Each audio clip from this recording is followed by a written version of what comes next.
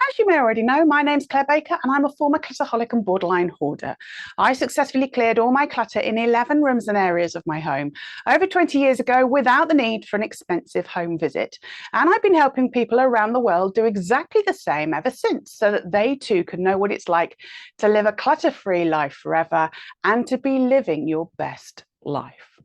One of my missions when I set up Clutter Clearing was to dispel a lot of the decluttering myths that are being perpetuated by most of the decluttering TV programs, books, and experts. And I do that by explaining exactly why the myths are myths. So in this video, I want to explain the most popular myth that is keeping people trapped with their clutter. It's the myth that you can clear your clutter quickly if you just have enough time to go through it, being ruthless, deciding what to keep and what to get rid of. Now, if this myth were true, you wouldn't be watching this video now, would you? You'd have set aside enough time and you'd have gone through your clutter, deciding what to keep and what to get rid of.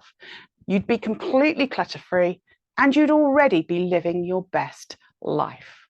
But you're not. It's not that easy to decide what to keep and get rid of, is it? Now, of course, if we really stop and think about this myth, it actually doesn't make sense. In fact, it just raises more questions. What do you define as quickly? How much time is enough time to go through it? What do you keep? What do you get rid of? Now, I get a lot of calls and emails from people telling me that they want my help to clear their clutter. Then I go on to explain that I don't help people have blitzes. I don't even travel to people's homes to help them have those blitzes. And that actually, realistically, if you've got 3 or more rooms and areas in your home that have had visible clutter for 3 or more years, and if you want to learn how to clear your clutter forever without it taking over your lives, realistically, it's going to take you a minimum of 2 hours a day, 5 days a week for 2 years to clear all your clutter. Don't worry, you do get holidays and vacation time in those 2 years.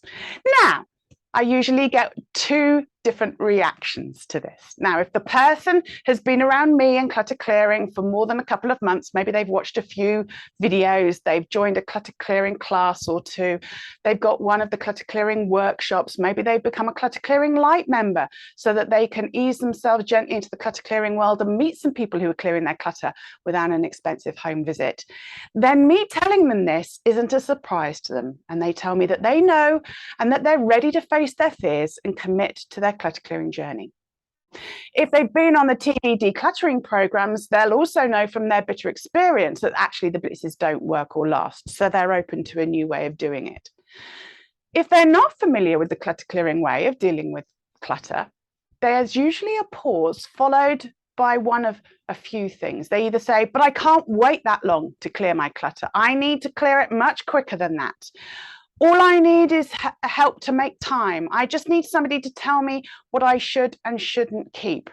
I want somebody to help me make decisions. I need somebody to show me how to organize and store it. Now, it's this second type of person who I know hasn't yet reached their true turning point of accepting that what they're doing isn't working and that they won't clear their clutter quickly. Even if you think you have enough time to go through it and be ruthless with your decision making, this is still a myth. So there are 3 reasons why this myth is a myth. So first, because of the issue of time. If you genuinely think that you just need a big block of time to clear your clutter and you haven't been able to make that big block of time in the last 3 years or more, then it's time to accept that you're never going to have or make a big block of time to clear your clutter. We all lived through a pandemic. If you didn't have or make a big block of time for your decluttering during one of the lockdowns, then you're not realistically going to be able to make a big block of time for your decluttering. Now we're back to normal. No one does make a big block of time for their decluttering because no one can. Because think about it, other than if you have or you've had a full or part-time job when you've had a block of time to be able to focus and finish one big task uninterrupted or undistracted. Have you ever been able to do that in your personal life?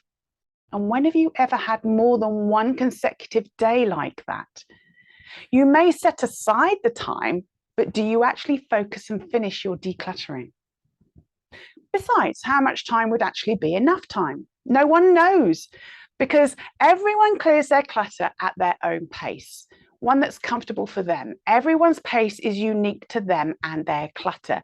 Equally, how much clutter you actually have is unique to you. That's why you'll never clear your clutter if you have enough time, because the realities of life are that we don't have big blocks of time. We don't know how much time we need to clear it. We need to go at our own pace, and we all have a different amount of clutter to clear. The second reason why this myth is a myth is because your brain can only make decisions about your clutter for a maximum of 30 minutes at a time, for a maximum of 2 hours a day, for a maximum of 5 consecutive days. That's why the journey requires you to set aside up to a maximum of 2 hours a day for 5 days a week. After 30 minutes or 2 hours, it gets overwhelmed. It can't process all the thoughts, feelings, and emotions triggered by the things that you're trying to make a decision on, and your brain literally shuts down. If you don't believe me, ask yourself, when you tried to clear your clutter, how long after starting to make decisions was it before you felt overwhelmed, mentally exhausted, and gave up? Maybe you reached that point before you even started trying to make decisions. Just looking at the clutter was overwhelming. How long is it before you get lost in the memory, the feelings, or the emotions of something you find in your clutter and that you're trying to make a decision about? How long is it before you give up because it's too hard to make a decision? If you did successfully set aside a whole day, a whole weekend, or a whole week, did you manage to make decisions for 8 hours a day, every day? Probably not. The third reason this myth is a myth is because you're using the wrong method to deal with your clutter. You've probably been trying to clear your clutter, deciding whether to keep or get rid of things.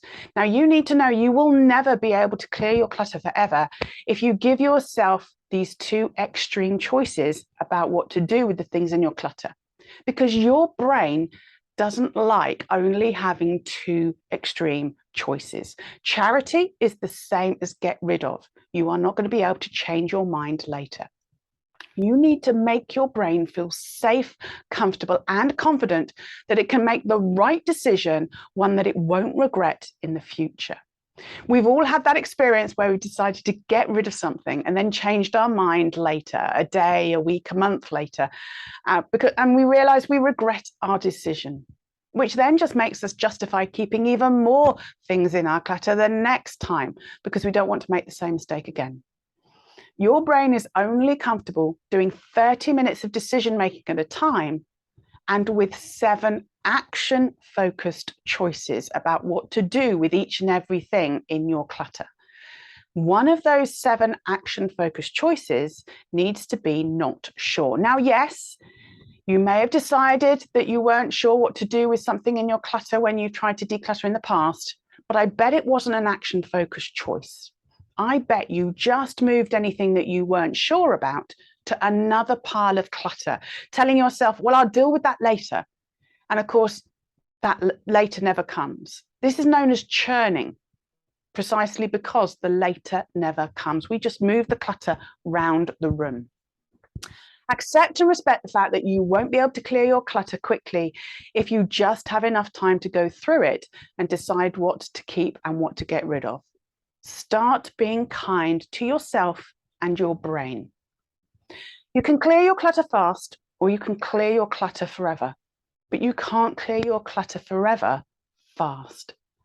It's time to accept that what you've been doing hasn't been working and get the help you need to succeed. Click on the link with this video to find out how I can help you successfully clear your clutter forever without the need for an expensive home visit.